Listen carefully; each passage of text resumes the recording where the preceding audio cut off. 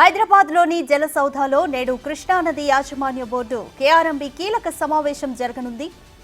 ఇప్పటికే సమావేశం 2 సార్లు వాయిదా పడగా ఇవాళ నిర్వహించనున్నారు. జాతీయ ఆనకట్టల భద్రతా చట్టం 2021లోని సెక్షన్ 16(1)A ప్రకారం నాగార్జున సాగర్ భద్రతకు సంబంధించిన నిఘా, 16(1)B ప్రకారం తనిఖీలు, 16(1)C ప్రకారం నిర్వహణ, పర్యవేక్షణ వంటి కార్యకలాపాలు తెలంగాణ పరిధిలోనే ఉండాలని, ఆయా బాధ్యతలను తమకే అప్పగించాలని తెలంగాణ డిమాండ్ చేస్తోంది.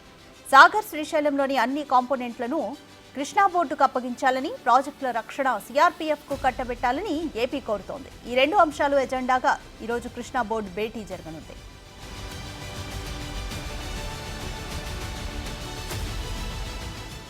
భేటీ ద్వారా సాగర్ శ్రీశైలంపై స్పష్టమైన నిర్ణయాలు రావాలని 2 రాష్ట్రాలు కూడా ఆశిస్తున్నాయి.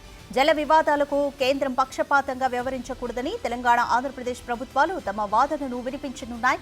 సమావేశ ఫలితాలు 2 రాష్ట్రాల జల ప్రాజెక్టుల భవిష్యత్తుకు కీలకం కానున్నాయి.